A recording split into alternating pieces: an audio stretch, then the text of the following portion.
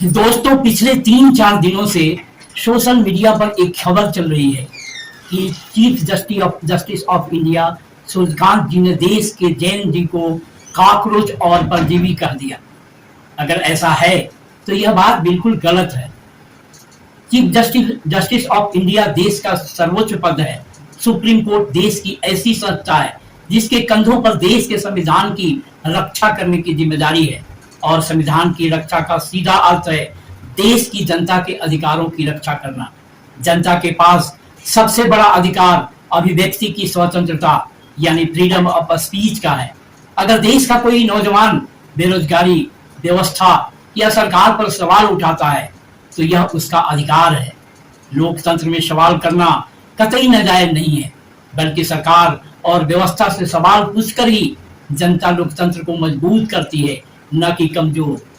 दोस्तों, मैं रमाश्रय सिंह आप सबका आपके अपने चैनल रमाश्रय वॉइस पर स्वागत करता हूं। दोस्तों, आज मैं अपनी तरफ से कुछ नहीं कहूंगा। मैं आरजेडी के मुखर सांसद मनोज झा जी का वह खुला पत्र पढ़कर सुनाऊंगा जो उन्होंने सीजीआई सूर्यकांत जी को लिखा है। उसे सुनने के बाद आप सबको अच्छी तरह समझ में आ जाएगा कि मामला क्या है। सीजीआई को सादर प्रणाम के बाद मनोज झा ने लिखा, आपकी हालिया टिप्पणियों में प्रयुक्त कॉकरोच और परजीवी जैसे शब्दों ने देश के अनेक नागरिकों की तरह मुझे भी गहराई से विचलित किया है। चिंता केवल शब्दों के चयन की नहीं है, बल्कि उस दृष्टिकोण की भी है जिसकी झलक इन टिप्पणियों में दिखाई देती है। जब एक संवैधानिक लोकतंत्र के मुख्य न्यायाधीश बेरोजगार युवाओं, आरटीआई कार्यकर्ताओं, मीडिया कर्मियों और असहमति व्यक्त करने वालों की तुलना कॉकरोच और परजीवी से करते हैं तो यह केवल व्यक्तिगत आक्रोश का मामला नहीं रह जाता, यह लोकतंत्र की मूल आत्मा और बुनियादी संवैधानिक संस्कृति को आहत करने लगता है। मनोज झा ने लिखा, महोदय, किसी संवैधानिक पद की नैतिक शक्ति केवल उसके अधिकारों से नहीं आती, बल्कि उससे आती है उस संयम, संवेदनशीलता और संवैधानिक नैतिकता से जिसका वह प्रतिनिधित्व करता है। हमारे न्यायिक इतिहास की यही सबसे सुंदर परंपरा रही है कि अदालतें अपने शब्दों से भी लोकतंत्र को गरिमा प्रदान करती हैं। अमानवीकरण की भाषा, चाहे वह कॉकरोच हो या परजीवी, इतिहास में हमेशा असहिष्णुता की पहली शरणस्थली रही है। कभी लगता था कि इस तरह की भाषा न्यायपालिका की चौखट तक नहीं पहुंचेगी, लेकिन अब महसूस होता है कि शायद हम ही बहुत मासूम थे। मिलॉर्ड, लोकतंत्र इसलिए जीवित रहते हैं क्योंकि संस्थाएं आलोचना को लोकतांत्रिक आवश्यकता मानती है, किसी प्रदूषण की तरह नहीं। सांसद मनोज झा कहते हैं, मैं उन करोड़ों भारतीयों में शामिल हूं जिन्हें यह बेहद असहज और पीड़ादायक लगता है कि भारत के बेरोजगार युवाओं को कॉकरोच कहा जा रहा है, और वह भी ऐसे व्यक्ति द्वारा जो इस कठिन और बेचैन समय में उम्मीद के सर्वोच्च संवैधानिक पद पर आसीन है। क्या यह सच नहीं है कि ये युवा एक गहरे आर्थिक और संस्थागत संकट के शिकार हैं जिसका सामना स्वयं व्यवस्था को ईमानदारी से करना चाहिए। आज करोड़ों शिक्षित युवा घटते अवसरों, संविदा आधारित असुरक्षित भर्ती में देरी, प्रश्न पत्र लीक और बढ़ती निराशा के बीच अपना जीवन जी रहे हैं। उनकी बेचैनी और आक्रोश को परजीविता कह देना उस पीढ़ी का उपहास करना है जो पहले ही अनिश्चितताओं का भारी बोझ ढो रही है। आरजेडी नेता ने कहा, उतनी ही गंभीर चिंता आपकी उन टिप्पणियों से भी उत्पन्न होती है जिनमें आरटीआई कार्यकर्ताओं और मीडिया के एक बड़े हिस्से को संदेह की दृष्टि से देखा गया है। सूचना के अधिकार का आंदोलन उन साधारण नागरिकों के संघर्ष से निकला था जिन्होंने सत्ता से पारदर्शिता की मांग की थी। अनेक आरटीआई कार्यकर्ताओं ने भ्रष्टाचार और प्रशासनिक विफलताओं को उजागर करने के लिए भारी जोखिम उठाए। कई लोगों ने अपनी जान तक गंवाई। फौजी, पत्रकार और सामाजिक कार्यकर्ता अपनी सीमाओं और अपूर्णताओं के बावजूद लोकतांत्रिक जवाबदेही के आवश्यक स्तंभ हैं।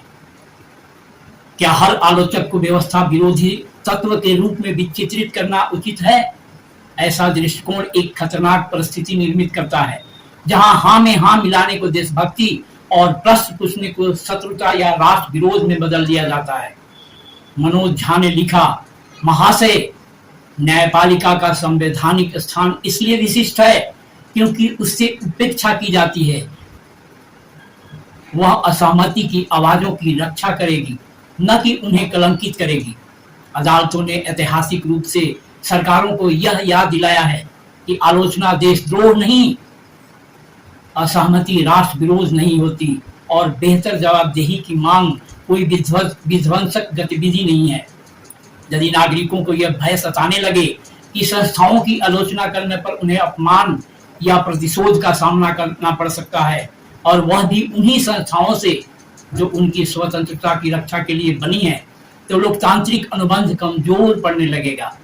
उन्होंने कहा, सोशल मीडिया पोस्टों को लेकर की गई टिप्पणियां और वकीलों की ऑनलाइन अभिव्यक्तियों की जांच कराने के सुझाव भी अभिव्यक्ति की स्वतंत्रता के संदर्भ में गंभीर प्रश्न खड़े करते हैं।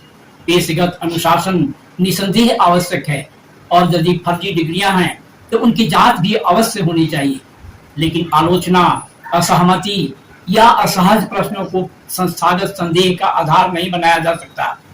अन्यथा जवाबदेही और भयादोहन के बीच की रेखा खतरनाक रूप से धुंधली हो जाती है।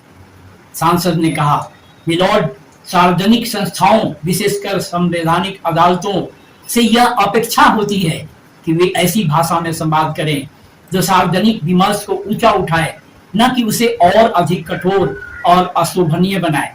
ऐसे समय में जब देश पहले ही राजनीतिक संवाद में गिरती शालीनता का साक्षी बन रहा है, न्यायपालिका से यह उम्मीद थी कि वह संवैधानिक संयम और गरिमा की अंतिम शरणार्थी बनी रहेगी। प्रश्न यह नहीं है कि न्यायाधीश को क्रोध आ सकता है या नहीं, आप भी मनुष्य हैं। वास्तविक प्रश्न यह है कि क्या संवैधानिक अधिकार और सार्वजनिक जीवन नागरिकों के प्रति तिरस्कार की भाषा वहन कर सकते हैं। लोकतंत्र आलोचना से कमजोर नहीं होते, वे तब कमजोर होते हैं जब शक्तिशाली संस्थाएं आलोचकों को लोकतांत्रिक भागीदारी के बजाय शत्रु की तरह देखने लगती है।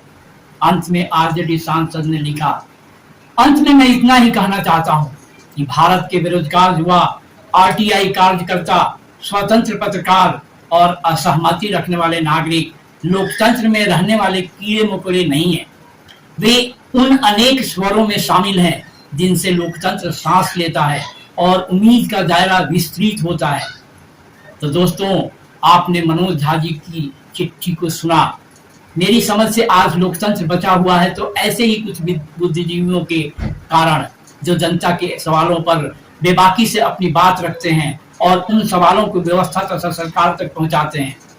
दोस्तों, अब तो सीजेआई साहब की सफाई भी आ गई है। यहाँ पर उनका बड़प्पन दिखता है, नहीं तो वे सफाई न भी देते तो कौन क्या कर सकता था। दोस्तों, बचपन से हम सबने एक बात सुनी है कि जुबान पर कोई बात यूं ही नहीं आ जाती, उसके पीछे कोई ना कोई पृष्ठभूमि जरूर होती है जो मन में चल रही होती है। आप लोग इस बात पर क्या राय रखते हैं? क्या मुख्य न्यायाधीश साहब को ऐसा बोलना चाहिए था जिस तरह सीजेआई साहब ने सफाई दी? क्या हमारे प्रधानमंत्री जी को भी आगे आकर कुछ मुद्दों पर सफाई देनी चाहिए? आज के लिए इतना ही दोस्तों। जय संविधान, जय भारत।